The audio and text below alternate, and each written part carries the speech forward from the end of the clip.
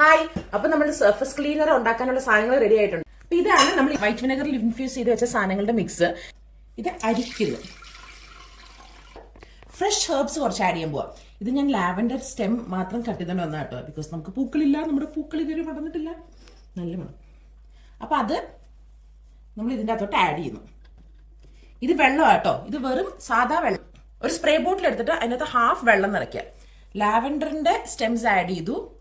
ഇത് റോസ്മേരിയുടെ സ്റ്റെംസ് ആണ്, അത് ആഡ് ചെയ്യുന്നു. ഇത് തൈമാണ്, അത് ആഡ് ചെയ്യും. ഇന്ന് രാവിലെ പോയി കട്ട് ചെയ്യുക. ഇനിയും ഇതിൻ്റെ അകത്ത് ബാക്കി നമ്മൾ ഈ അടിച്ചു വെച്ചേക്കുന്ന സാധനം ആഡ് ചെയ്യുന്നു. ഇത് ഞാൻ റേഞ്ചിൽ നിന്ന് വാങ്ങിയ കുറച്ച് എസെൻഷ്യൽ ഓയിലിന്റെ കിറ്റാണ്. എല്ലാത്തിനും കൂടെ 2 പൗണ്ടേ ഉള്ളൂ. എന്തുമാത്രം ക്വാളിറ്റി ആണെന്ന് അറിയില്ല, പക്ഷേ എസെൻഷ്യൽ ഓയിൽസ് ആണ്. അതിനകത്ത് വേറെ കെമിക്കൽ ഒന്നും ഇല്ല. അപ്പൊ ഇതിനകത്ത് നമുക്ക് ഇഷ്ടമുള്ള മണം കൂടി ഇതിൻ്റെ അകത്തോട്ട് ആഡ് ചെയ്താൽ നന്നായിരിക്കും കേട്ടോ. നമുക്ക് ജോഫിയുടെ ചോദിക്കാം ഏതാ ഉപയോഗിക്കേണ്ടത്. ഞാനിപ്പോൾ 3 ഓപ്ഷൻ ജോഫിക്ക് കൊടുക്കും. പോമോഗ്രനേറ്റ് വേണോ, ഓറഞ്ച് വേണോ, യുക്കാലി വേണം? യുക്കാലി മതിയാ. നല്ല മണം, നല്ല മണം. നമ്മുടെ DIY സർഫസ് ക്ലീനർ റെഡി. അപ്പോൾ ഒരു കെമിക്കലും ഇല്ല, ഒന്നുമില്ല. നമ്മുടെ ഗാർഡനിൽ തന്നെ ഉണ്ടാക്കിയ സാധനങ്ങളും കൊണ്ട് നമ്മൾ നമ്മുടെ സർഫസ് ക്ലീനർ ഉണ്ടാക്കി. അടിപൊളി.